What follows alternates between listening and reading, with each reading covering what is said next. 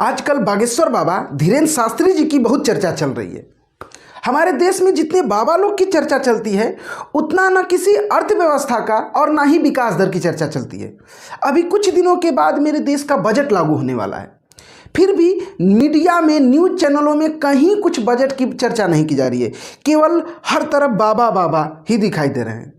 आखिरकार हमारा संविधान इन बाबा लोग को या किसी धर्म को क्या छूट दे रखा है जिसकी वजह से ये इतना पॉपुलर हो जाते हैं, जिनका न सरकार और न ही हमारा संविधान कुछ कर पाता है। गजब की जानकारी देंगे आपको इस वीडियो में, तो बने रहिए लास्ट तक।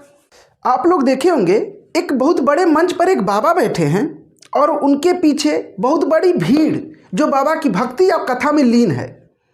आखिरकार इतनी बड़ी भीड़ को एक जगह जुटाने की परमिशन ये कहाँ से लेते हैं? और इतनी बड़ी भीड़ से जो दान मिलता है उसका क्या होता है? क्या सरकार उनके दान पर कुछ टैक्स लगाती है, या फिर कोई भी धार्मिक स्थल का जो इनकम का स्रोत है उसका ब्यौरा कौन देखता है? आइए हम संविधान के तहत देखते हैं कि ये धार्मिक स्थल या धार्मिक बाबा लोग जो हैं वो लोग किस प्रकार से छूट पाते हैं। भारत के संविधान में प्रत्येक नागरिक को मौलिक अधिकार प्राप्त है और इसी मौलिक अधिकार के अंतर्गत धार्मिक स्वतंत्रता की चर्चा की गई है। यदि भारत के संविधान में अनुच्छेद की बात किया जाए तो अनुच्छेद 25 से 28 तक ये धार्मिक स्वतंत्रता देता है।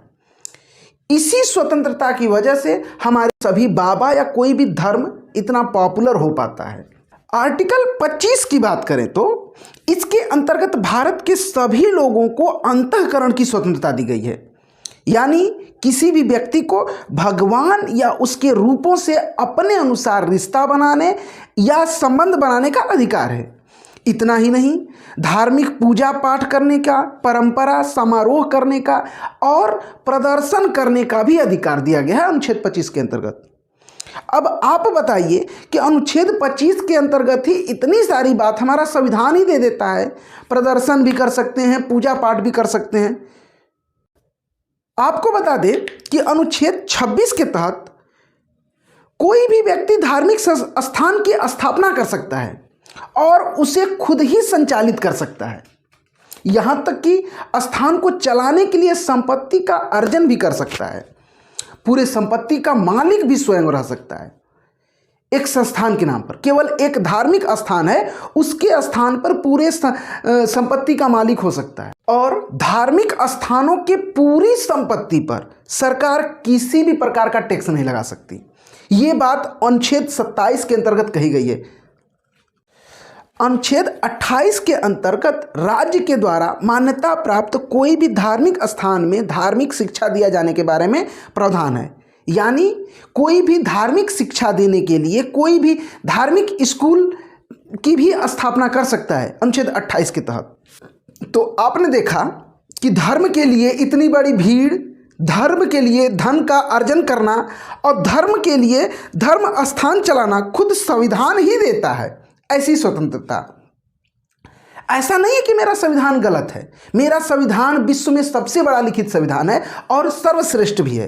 क्यों? क्योंकि मेरा देश धर्मनिरपेक्ष राष्ट्र है। हमारा देश किसी भी धर्म के लिए कोई मनाही नहीं है। हमारे देश में सभी धर्म का पूर्ण रूप से स्वागत है। तो सभी धर्म को मद्देनजर रखते हुए ये चीज़ हमारे संविधान में लिखा गया है कि हमारा देश धर्मनिरपेक्ष राष्ट्र है। हमारे देश में इन भोली भाली जनता का कुछ लोग इनकी आस्था का मजाक बनाते हैं या इनके साथ खिलवाड़ करते हैं। जैसे कुछ दिन पहले आप लोगों ने इनके बारे में ही देखा, या पहले बहुत सारा ऐसी घटना हो चुका है जिसको आप देखते रहे हैं हमेशा न्यूज़ में।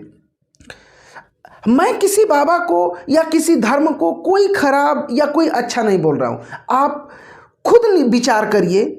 कोई भी धर्म में जाने से पहले या किसी भी बाबा की बात मानने से पहले खुद स्वयं विचार करिए अच्छे से, उसके बाद उनकी बातें मानिए।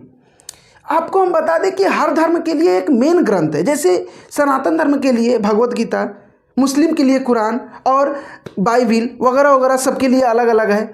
आप खुद उस ग्रंथ को पढ़िए और धर्म को समझने का प्रयास करिए। किसी बाबा के झांसा में आने से अच्छा है कि आप खुद समझने का प्रयास करें। धर्म ज़्यादा अच्छे से समझ में आएगा। और मेरा देश धर्मनिरपेक्ष राष्ट्र है, इसलिए इतना छूट दिया जाता है। आपको ये वीडियो कैसा लगा और धर्म के बारे में जो जानकारी मिली दोस्तों से ज़रूर शेयर करें। Thank you.